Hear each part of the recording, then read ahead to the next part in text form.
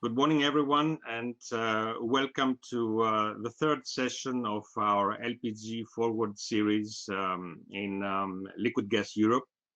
I'm Nikos Xidas. I'm the Technical Director of the European LPG Association, and I will be your host today in the webinar.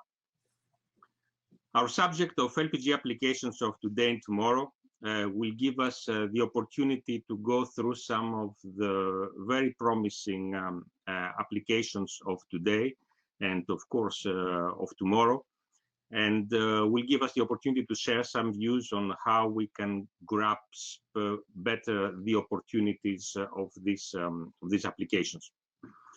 Our panel today consists of three distinguished speakers. Rubens Basaglia of X-Tech will talk to us about the LPG in the electrified world. It will be Jeremy Harrison from Delta Energy and Environment, who will talk to us about microgrids, and Matthias Bolze from Sunfire Fuel Cells to discuss with us LPG fuel cells. But before we start, just a few details about how our agenda will go on. We will have the presentations. During the presentations, feel free to put all your questions through the chat box.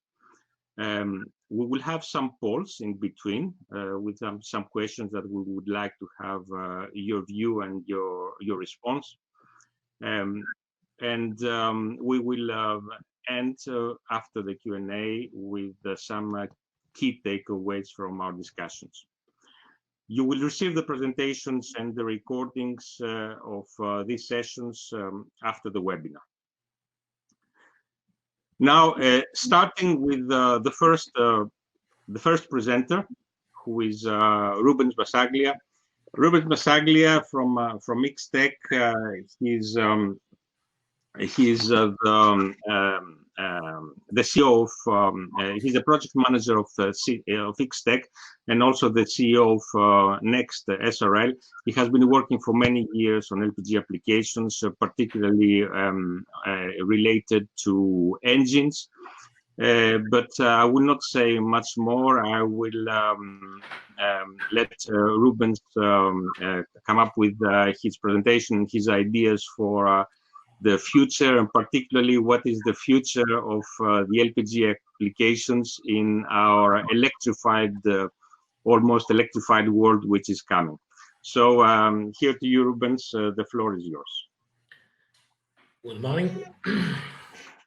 Talking about LPG in the electrified world, we have to take in consideration that LPG can be a support of electric solution and a solution in the area where electric and battery and other solution can't be applied.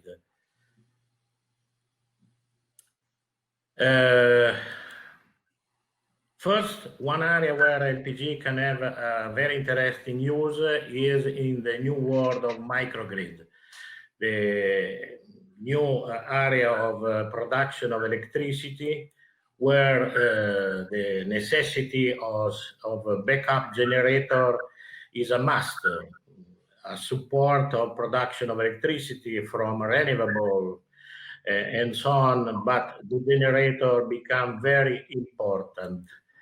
Why is necessary high-tech generator? Because is necessary efficiency, cost acceptable, because in many cases will be applied in one area where is not possibility of big investment, and reliability and cost of maintenance become an important issue. Diesel solution is today quite expensive. The new diesel, to respect today emission standard, require a very expensive equipment. The machine become very expensive to buy and to maintain. Other issue when we talk especially about some application like generation or microgrid climatizing, cogeneration and so on, is that diesel today, for example, in Europe, North America, many other places, has bio components inside, and this become a very big burden, especially for maintenance and the total cost of utilization. LPG is a simple solution because we start with a very, very clean fuel. It's not necessary very complex, expensive GPF, DPF, SCR, but only a simple three-way catalyst. Is the solution with variable speed generation. This is another advantage to utilize Otto cycle engine, that we can match the generator at high speed. This let us to manage much more properly the needs of microgrid. The sample that we show in this slide, you can see in the bottom left corner the most higher efficiency we have between 2,500, 3,000, 4,000 RPM. What means this? That dimension and consequently the cost of generator can be very reduced, much more simple machine, much more efficient. Also in the transportation, when we talk today, the new generation of electrified vehicle, where is one engine on board, we have one option. The most advanced taxi today on the market has been developed from Toyota. Is the machine that is today sold in Japan, but soon is planned to arrive around the world, is one electric vehicle that has one LPG range extender as solution. If it's good for Toyota, that is very expert in this area, I think is very good also for us. And this solution, it's very important, can be applied on public transportation, buses, but also truck if it's necessary. With a small generator on board, we can grant the full service of the vehicle with the needs during the summer time of air conditioning or during the winter time of heating and so on, thing that battery absolutely can't grant. And very important, as you see in a normal 12-meter long buses that usually has 270, 300 HP engine with starting from 7, 8, 9, 10 liter displacement, small engine of 2, 3 liter is more than enough to take in service all the day one electric Ranger extended vehicle. Very important in this area is available industrial engine for long standing and so on, but is also possible to utilize very cheap, very common automotive engine. The same solution today is possible on industrial machinery.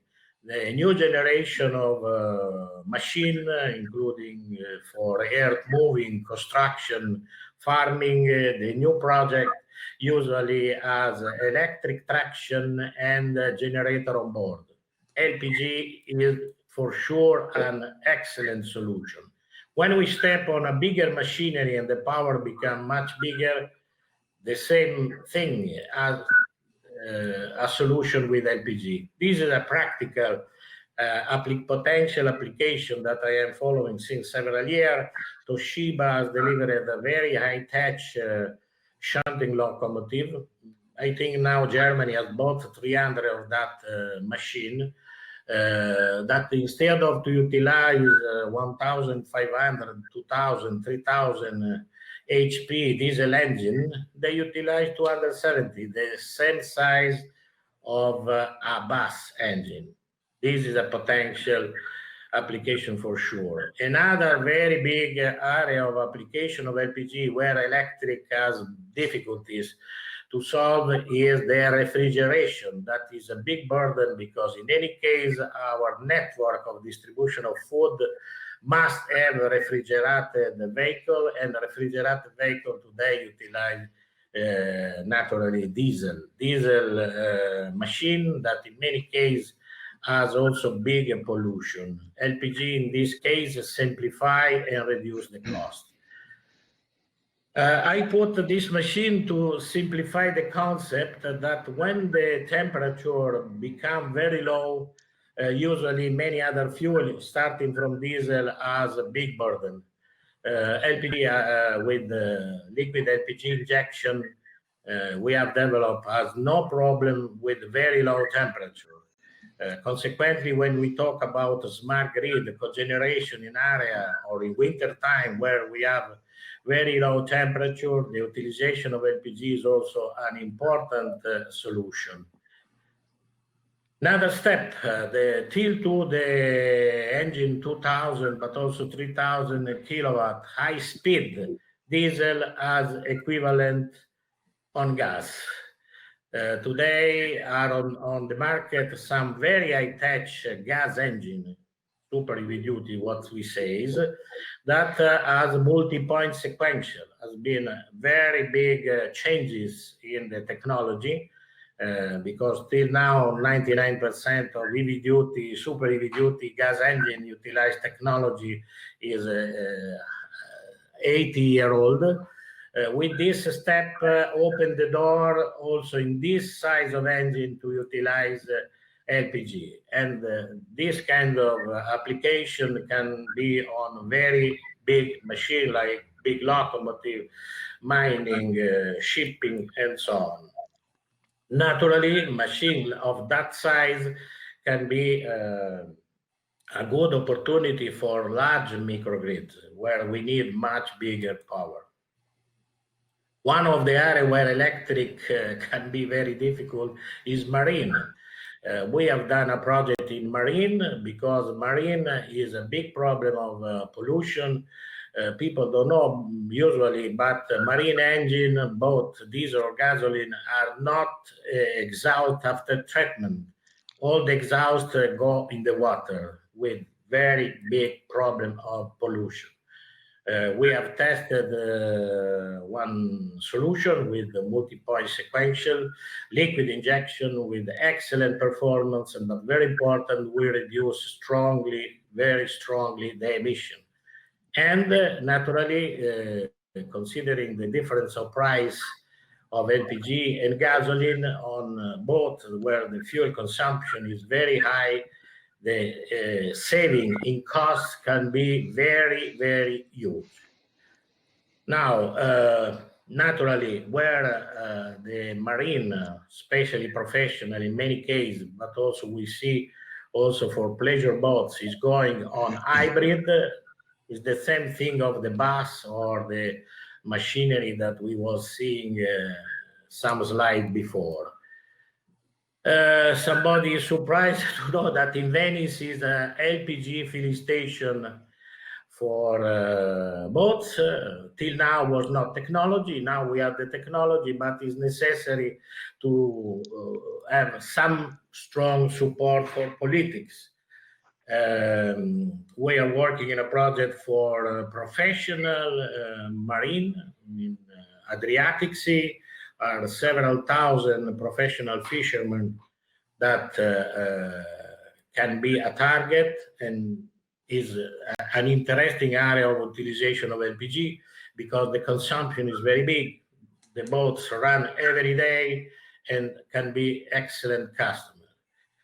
For automotive, LPG have to do a big step because till now the usual car OM are only city car, because all the technology vaporized and so on can't reach the target of powerful and demanding medium and big size middle class and premium cars. What more? Naturally is required to make communication, to show it. Do not only talk about that. Diesel become great on the market because somebody spend a lot of money investment to show in the race that diesel can win. It's necessary to do the same.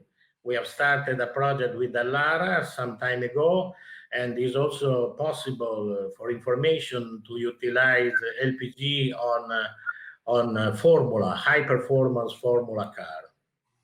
Our technology is very innovative. It's a new concept of managed LPG. The system do not need any vaporizer and system that manage in gasified solution, but we inject directly in the engine liquid LPG that give big advantages, very big advantages.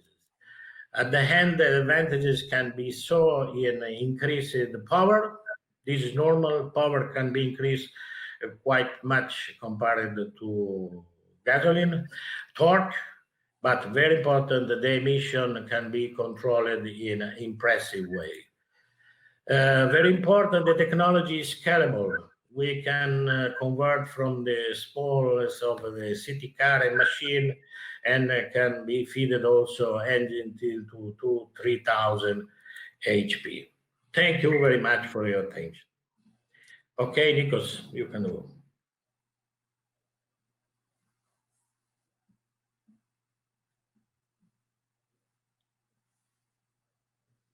Yeah, yes. Thank you very much indeed, Rubens. That was an excellent presentation, and we see Rubens took us through such a wide range of LPG uses and applications. I mean, he started from microgrids. We know Rubens is very much a microgrid promoter.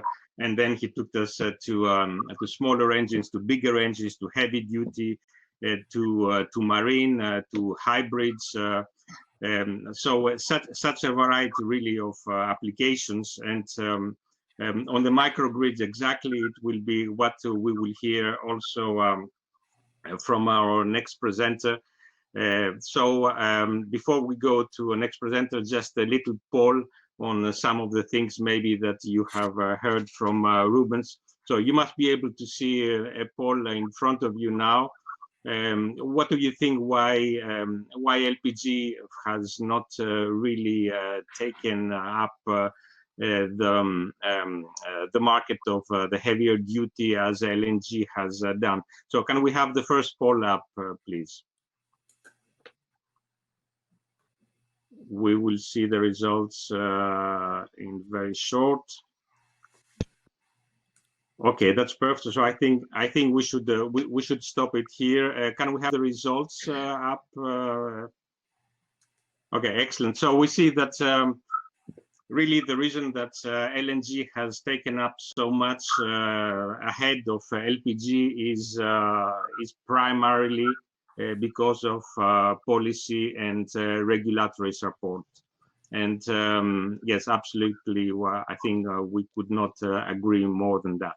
So thank you very much for participating in the poll. And with this, we would like to go to our next presenter. So for the next presenter is Jeremy Harrison. Jeremy is from Delta Energy and environment, and is Jeremy. It is the lead on research work in Delta on microgrids and local energy systems. And so, as I said before, of course, he will take us through the microgrids, one of the big things that Rubens put first up in his presentation. So here's to you, Jeremy. Okay, thanks for that, Nikos. Good morning, everybody. As Nikos said, I work for Delta EE. I head up the work on microgrids and local energy systems. Before I go into the presentation itself, perhaps I could just spend a minute explaining very briefly about what Delta does. And my first opening statement is that in the rush for electrification or some other technology solution, people tend to get very obsessed with one specific technology and often promote it to the extent that they almost assume that other technologies have no role to play. And I feel very strongly that there really is no single silver bullet solution to the energy transition. We need a wide range of sustainable resources, and we need to use them in the applications that are most appropriate, where the local resources match the local demands to as great an extent as possible. And microgrids largely reflect that approach of matching local resources and local demands. I say briefly about Delta EE. We are a consultancy and research organization. We have a number of research services. I won't go through all here, but just to say that the two services which have contributed to this particular presentation are the Local Energy Systems Research Service, which, as Nicole said, I head up, and also the Gas Heating Service. The two areas are very strongly related, as we will see in a minute. So just to say that this isn't an area that's new to us. Way back as far as 2012, Delta EE undertook a study on behalf of the UK Energy Networks Association. And we were asked to explore different approaches to decarbonisation of heat. And back at that time, there was very little discussion about the role of gas, and particularly of hydrogen in the energy system. But the study that we undertook showed that when we looked at these three scenarios, the first one was just basically business as usual, allowing customers to continue doing what they've always done. So for heating in the UK specifically, that meant just gas boilers, natural gas boilers. And we saw that that resulted in a very low level of achievement in terms of the UK emission reduction targets, less than 50%. And then we looked at what was then being promoted, which was electrification generally with heat networks supporting that. And that achieved, according to the modelling, about a 96% reduction in carbon emissions, but it did require an additional 48 gigawatts of additional generation capacity in the energy system. What we then did was to look at what we call a balanced transition. So not just going for one single solution, but looking at electrification where it's appropriate, heat networks for high urban density areas, but also a continuing role for gas. Now, at this time, as I say, we were looking at continuing the role of natural gas, but even with the existing carbon level, so not no carbon capture or hydrogen injection at all, we found that you could achieve about a 90% reduction in carbon emissions, but with only half the investment in the generation capacity that the electrification scenario required. So since then, a number of other studies have been undertaken by various figures in the UK, and they have all confirmed this situation that the optimal investment requires a balanced approach. You can't just invest everything in vast amounts of renewable electrical generation and the huge cost of electrical infrastructure investment, that it is much more cost effective and can achieve the same results for a lower cost if we have a balanced approach where we look at the various characteristics of each of the energy vectors. So electricity where it's appropriate, heat networks where it's appropriate, and gas where it is appropriate. And since then, of course, we've seen a roadmap being developed in the UK and in other European markets, looking at how we can decarbonize the gas infrastructure. And in fact, the UK's roadmap shows using the existing gas distribution network, which is already being repurposed for high levels of hydrogen because of the cast iron mains replacement program. And so we can end up by 2050 with a carbon level in the gas network, which will help us to achieve the overall decarbonisation. The other approach to including gas in the system is in hybrids. And again, Ruben's referred briefly to hybrids. There's quite a bit of work going on in the UK at an individual product level. So rather than looking at the overall system of having some homes with gas boilers, some homes with electric heat pumps, we've also been looking at the opportunities for having hybrid heat pumps, that is, electric heat pumps with a supplementary gas boiler. Now, you might assume that that is a more expensive solution simply because you've got two products. But in fact, not only is the hardware in many cases cheaper than an all-electric heat pump, counterintuitively, it also has a much lower impact on the network. So rather than having, for example, a 9 kilowatt heat pump to provide space heating, you can have maybe a 4 or 5 kilowatt heat pump, but which has a supplementary gas burner to provide peaking. And that not only means that you can operate the heat pump at its optimum performance levels all the time, but when it's really under pressure, when you have very cold weather and the COP falls and you need more heat, then the gas component can take up the slack there. And a couple of projects we've been working on, one is the fairly well known in the UK Freedom project, which had hybrid heat pumps. Some of them were powered by natural gas, others by LPG. And they achieved very significant savings over just having the gas boiler in both carbon and financial terms. So even today, using LPG hybrids, there is a way that you can optimize the carbon emissions of a particular home. And of course, as the carbon content of the LPG or the liquid gas component reduces, so that will be able to contribute in a number of rural applications, for example. Another project that we'll be looking at is the Interflex project, where again, hybrid heat pumps have been able to make a significant impact on avoiding network upgrade costs.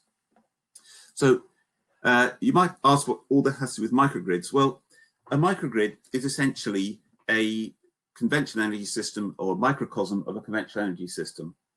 So it has all the same components. It has generation, distribution, it has different kinds of demands.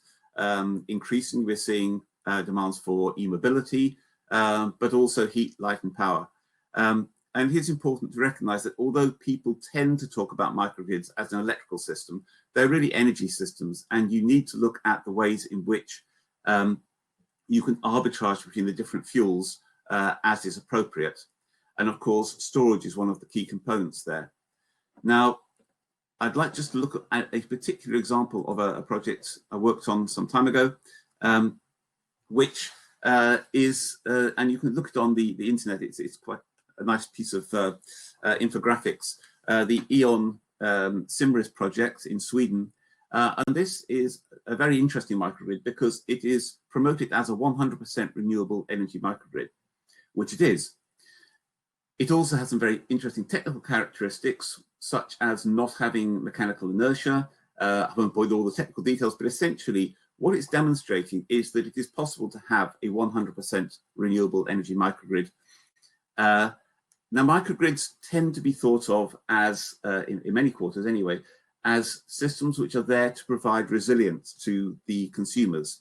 In California, for example, the very, I should say, volatile nature of their grids, the propensity for wildfires caused by overhead lines has meant that they shut off the power to certain parts of the network when there are storms in order to prevent the lines being blown over and causing wildfires.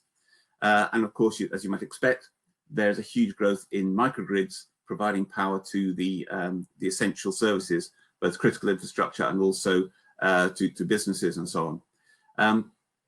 But that's not really the way we look at it in most European applications. Here, generally, it's about providing renewable energy and also providing the opportunity for new business models.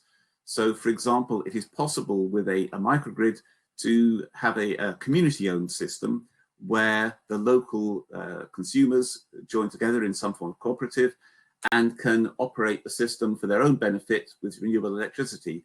And they could, for example, by investing in this asset, they could have 100% renewable energy, which would mean that they have made an upfront investment, which then gives them very, very low cost energy at a very fixed cost for the rest of their lives. Now, this particular example, it's a very small pilot scheme, between 100 and 200 houses, has wind turbine, solar farm, and the graphic there shows it's actually a screenshot showing what's actually going on that day, July the 1st, with the wind, the solar, the battery, and the demands. But importantly, you'll notice in the top right-hand corner, a little box marked unfortunately Swedish, renewable generator. Now, that is, in this case, it is purely a backup generator. It's there in case the grid fails and there is not enough renewables or storage. The question you might then ask is, well, why don't they just put in more storage? And the answer is very simply that electrical storage is very expensive still, and it's likely to remain relatively expensive compared with the cost of storing the backup fuel as a liquid, for example. Now, in this case, they've used biodiesel. They could just as easily have used bio-LPG or some other fuel. But in fact, it's all, I wouldn't say it's irrelevant, but it is a very low impact, the level of carbon content in that fuel, because it's only providing the backup power. Now, there are other systems which are more dependent on the generator part. So in this case, you can see it's just a backup generator, just generating electricity, as any other backup generator does. But there are other schemes where they make use of the engine heat, so in a combined heat and power scheme, so it becomes a significant contribution. It doesn't just operate when you have the failure of the grid and inadequate renewables. It actually has a continuous, I wouldn't say base load, but certainly a substantial contribution. And that's quite common in a number of microgrids using, at the moment, conventional fuels, but which could easily be replaced by liquid gases and lower carbon gases.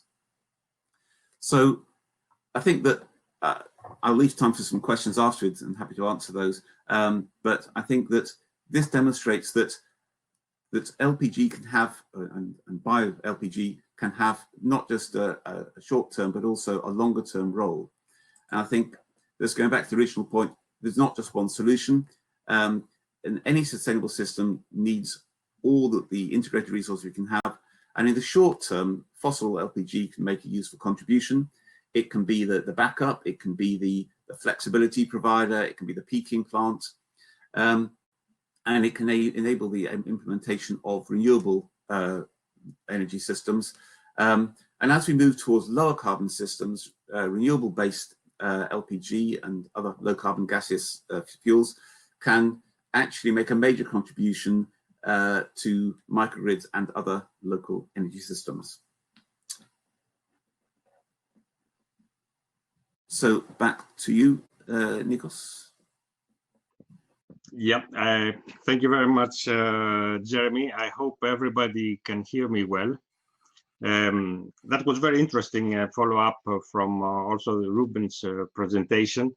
Very interesting, the concept of microgrids. And with this one, we'd like to go to our next poll.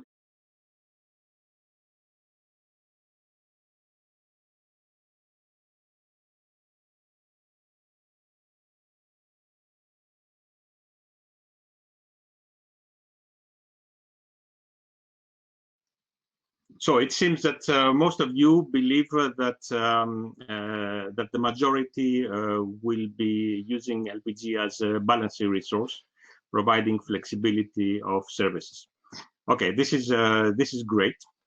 And with this one, I would like to present our third speaker, Matthias Bolze. Matthias is from Sunfire. He's the managing director, in fact, of Sunfire Fuel Cells in Germany. Something very interesting, the fuel cells. It's something that can be very promising. There are some questions that still need to be answered. But it is a great opportunity to have with us Matthias Bolze to tell us more about it. So with this introduction, the floor is yours, Matthias.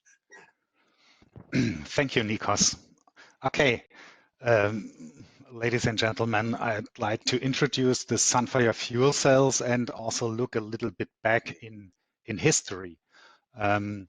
Yes, next slide, please. The history starts almost in 2002 at the German automotive supplier Webasto. We started the development of high temperature fuel cell systems for diesel, LPG, and natural gas. After Webasto stopped this development, I founded the independent company New Energy, and maybe somebody of you know this company as an actor for mobile LPG power generators. We developed a very compact power generator at 400 watt for battery charge and as well as hybrid systems. Then from 2014 to 2018, we had a major shareholder, the Elring-Klinger, within to finance the growth of the company, the investments in production facilities and so on and so forth. And from 2018, we belong to the Sunfire company, and now we have the complete value chain in our hands for this solid oxide fuel cells. Next, you see on the left-hand side our 400 watt solid oxide fuel cell power generator operating on natural gas as well as on LPG, and the integration in a hybrid trailer or power generator, integrating 3 LPG bottles of 11 kilograms.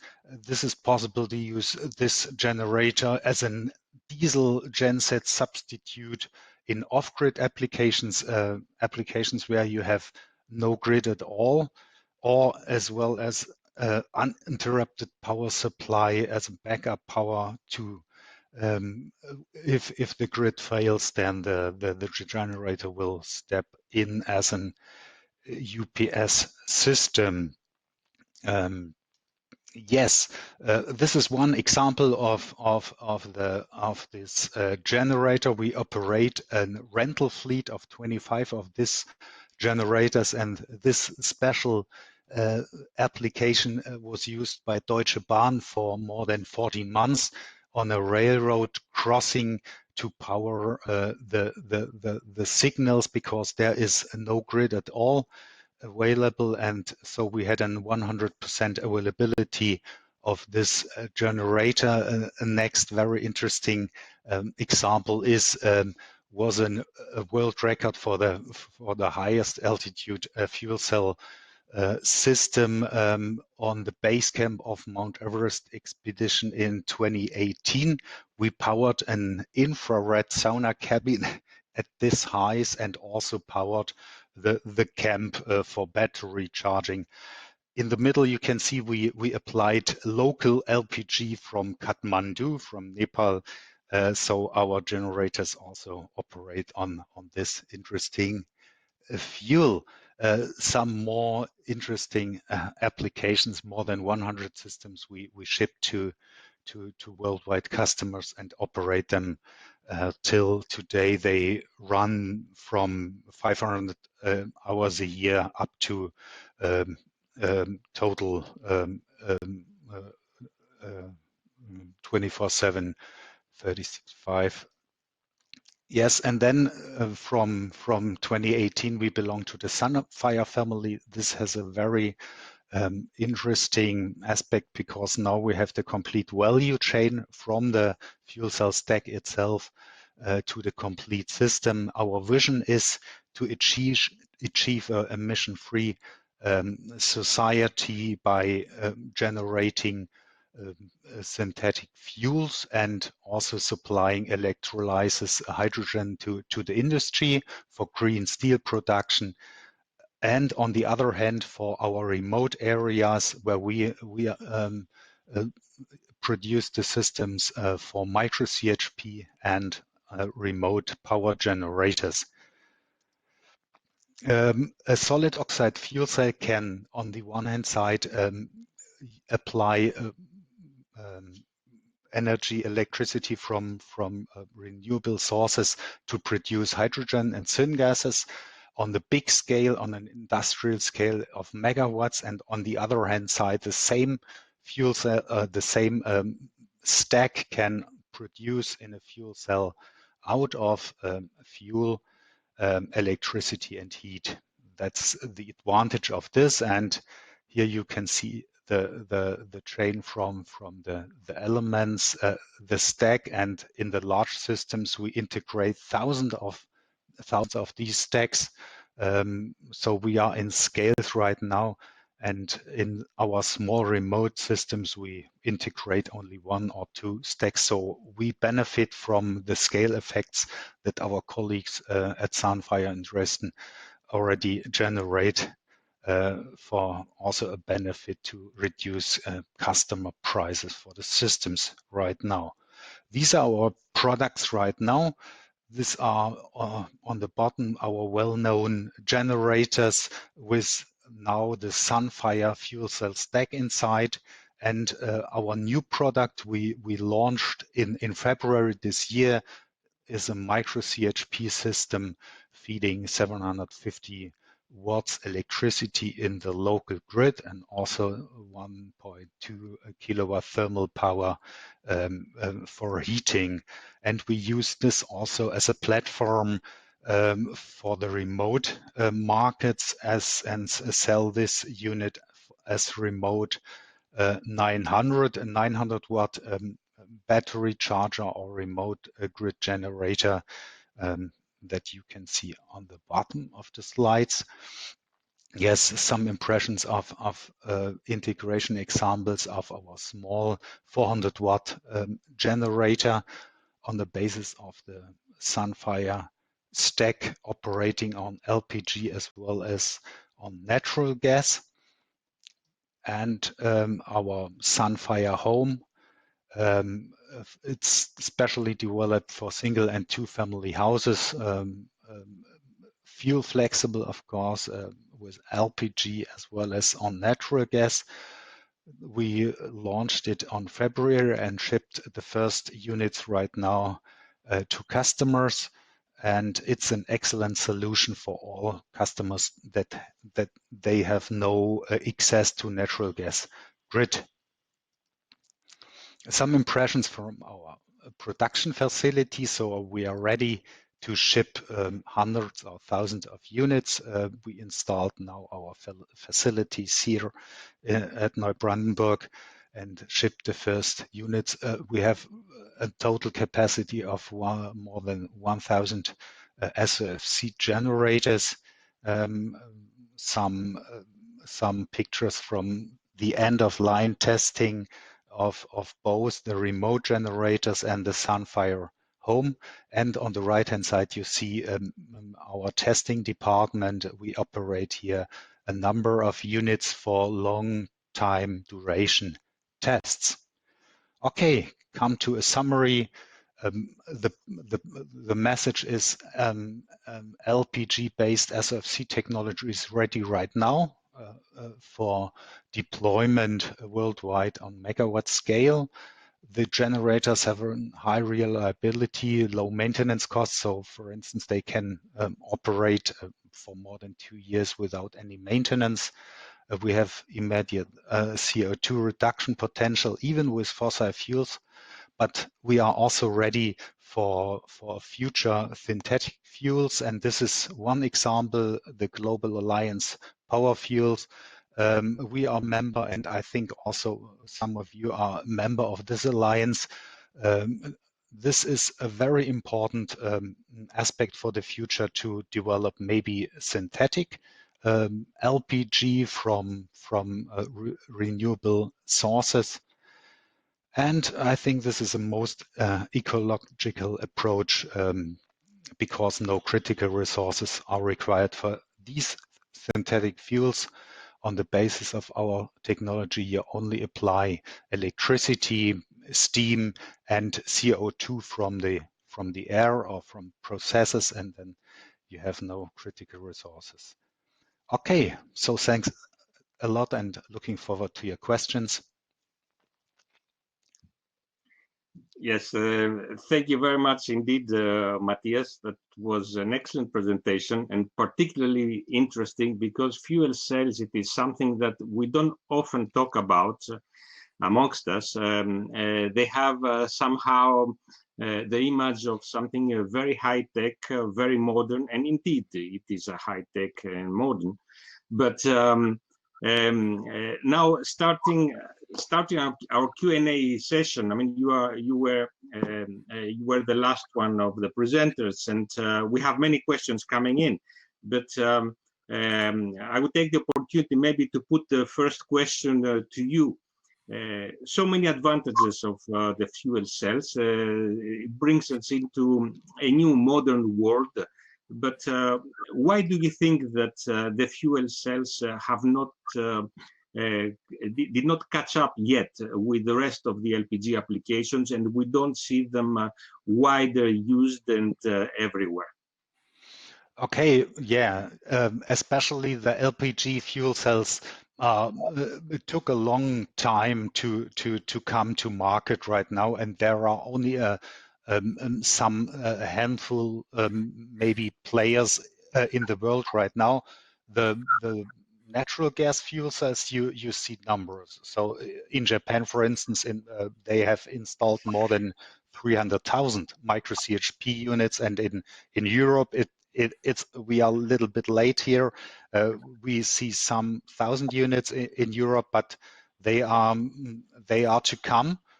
And I think also for LPG. But to be very honest, it's from technological point of view, it's more hard to develop an LPG fuel cell because of technological problem, soot formation in the system, and so on and so forth. And that's why it's more easy to develop a natural gas fuel cell than LPG or higher hydrocarbon fuel cells. And that's why it takes a long way. And yeah, that's why we saw different consolidations of the market in this field.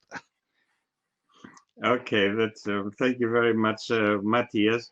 And maybe to go on to questions that we receive for our other presenters, if I could go to Rubens. A question we have for Rubens.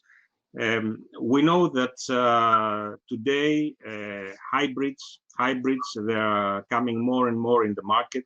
We see all sorts of hybrids. We see electric diesel hybrids and buses and others. But why do we not see LPG hybrids in the market? What do you think is the barrier, or what is the concern? Very simple, Nikos. No funds that sponsorize a project of demonstration. If is no money to develop the vehicle or the high-tech generator, this is the main issue. LNG and CNG, you know, I am coming from that field. They have developed LNG heavy-duty vehicles because they get a lot of subsidized funds from the company, including from the gas company, the natural gas company, LNG company. I have made project, you know, I have made a LNG fishing boat many years ago because the funds was available. Do not exist one LPG boats, heavy-duty fishing boat, heavy-duty still because you know the story. We are doing everything with our pocket money, and with few €100,000 you can do nothing. Have to be invested million of euro, because I think it's the same for the LPG fuel cell. Matthias can confirm. If it's the funds that subsidize project, especially in Europe, is not available. You know very well. Do not exist any entity, and especially in the past 6-7 years, everybody was looking to electric battery. If you talk about carbon fuel, nobody care about you. The past heavy-duty buses on LPG has had a technical issue, big technical issue. Nobody has done other development in the past years, and we are here blocked because if you don't have the necessary funds, it's impossible to make the RD in this moment. But Rubens, why do the OEMs, the big manufacturers, develop these combinations hybrid with LPG? I mean, they should surely see some financial interest from the product they would develop to pay back their investment, no? Are several issues from OM. We are in contact with OM since long time. We are friends that work in OM, important OM car manufacturer, engine manufacturers, heavy-duty vehicles manufacturers. The first issue is that is also a quality of LPG. You know, the problem when we go on heavy-duty and high-performance engine is some issue in that area, but also LPG has maintained a very old image. When you talk about LPG, we have had discussion also with some friend of marketing here. They say the LPG is not trendy. Why? And the question that we have to put to ourselves is, why diesel become trendy? Boy, you have to remember that Audi has invested, I think, many billions of euros to prepare a racing car that wins several times Le Mans, for example, running on diesel. When today you talk about LPG, the people think about small city car. If somebody go to fill the car with a McLaren, do not exist this possibility, because it's crazy. Technically speaking, it's crazy the opposite. It's much better to fill one McLaren with propane than to fill with gasoline. Propane are more octane. We can improve the performance of the engine. It's much cheaper. Why McLaren can't run on LPG? To demonstrate this, we have to take a McLaren and show it. Maybe we don't sell many McLaren powered by LPG. Like Audi was not selling supercar powered by diesel, but was selling many quite medium premium car powered by diesel along with the time. The same with Mercedes and any other one. So thank you, Rubens, for your views. We hope with the time we will try and pass the message and make maybe some OEMs more interested in developing hybrids with LPG. But I would like to go to Jeremy for a question that we have received. What benefit to the consumer would be an LPG microgrid compared to conventional systems that we know, especially in Europe, where the grid is quite resilient? Yeah, an interesting question. If you take the example that I showed earlier, the E.ON project in Simris, as far as the consumer is concerned, there was no difference whatsoever in the quality of their supply. As you say, in Europe, we have resilient supplies, so that was not built as a resilient microgrid, it was built as a renewable microgrid. So in terms of the quality of service, there was no additional cost, but there was a more resilient system. Now, it is relatively rare that people lose supply, but it still happens. And what that project demonstrated was that it was possible to provide a much higher level of resilience still than we have normally. And there are places in Europe where that's becoming, well, it's already an issue. In Greece, there are many islands which are dependent on these kind of systems. But I think one thing that we need to think about is, and I think maybe the COVID episode should have taught us, is that we need to prepare for the unexpected. Now, we have a resilient grid in Europe, but that is based on the conventional configuration of central plant and downwards distribution. The new energy system is dominated by intermittent renewable generation. It has electrification of heat, it has electrification of mobility. And not only are we seeing a growth in the demand for electricity, we're also becoming more dependent on it for critical purposes, for communications, for example, and for mobility and heat. So just as we're facing more technical challenges in terms of intermittency, so we're also becoming more dependent on it. And I think that it would be very complacent of us just to say, well, we've got a resilient system today, let's not worry about it. The reality is, or maybe, that we will value that resilience more highly in the future. So I think that alone is quite an important component. And the other aspect of it is in terms of community engagement. There is an EU initiative at the moment to engage consumers. There are two directives which encourage local energy communities, they're called renewable energy communities or citizens energy communities, which are intended to engage consumers to encourage them to invest in renewables, an additional source of funding for renewables. And that means, as I mentioned earlier, that you can actually underwrite your own energy future by investing in renewable generation for your own scheme in the form of a community microgrid, for example. You can actually future-proof your energy costs. So it's not just about the immediate cost today, it's about the longer-term stability, resilience, and independence, those kind of aspects. Okay, great. Okay, very many thanks, Jeremy. And I would like, before we close our webinar, I would like to ask all three of you, in fact. We have very many questions, by the way, but we don't have time to answer them all. As we said at the beginning, we'll come back to those who put the questions to answer them separately after the webinar. But a question to all of you. What would you expect the LPG industry to do to further enhance the market uptake of these applications, of the applications you presented to us today? Just in half a minute for each one of you, if in a very small bullet points, and I would like to start with Rubens. Okay, Nikos, as told before, it's important to have fund to buy the cost of demonstration project.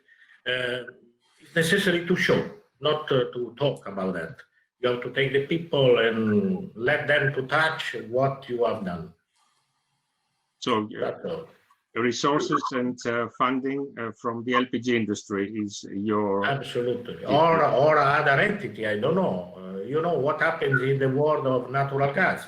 Natural gas has subsidized all the development. I know very well because it's 40 years that I am in this field, and natural gas industry from several channels has paid the innovation. For example, the LPG trucks, I know in the back is the gas industry. Yeah, indeed. And if I were to pass to you, Jeremy? I think there's a lot to be learned from what the natural gas industry has done. 3 or 4 years ago, I think there was a feeling, for example, that heat was going to be electrified for decarbonisation. And what has happened in response to that over the past few years is that the natural gas industry, I think particularly in the UK, has been very effective in developing a roadmap. So it's not just a matter of defending a current position, it's about developing a roadmap that illustrates what you can do for the future. So you say, this is our 2050 decarbonisation target. This is what needs to be done. I think once you have that, you're more likely to get the funding and the policy support from government. That's right, the roadmap, very key. And from your side, Matthias? Yes, I think 2 messages. The one, tell your customers LPG fuel cells are available. And the second one, please go for synthetic LPG in the future, because I think LPG is an excellent worldwide developed logistic fuel. And if this would be possible with a synthetic LPG, then this would be excellent for the future. Okay, excellent. Thank you very much, Matthias. And with this, I would like to close our webinar. First of all, thank immensely yourselves, the speakers, our panelists, for joining our webinar today. And second, absolutely thanking our participants, our audience. Thank you for being with us. And indeed, we look forward in seeing you in our next webinar. So with this, I would like to wish everyone a good afternoon and see you soon again. Thank you. Bye, Nikos. Bye. Bye. Bye. Bye-bye. Thank you.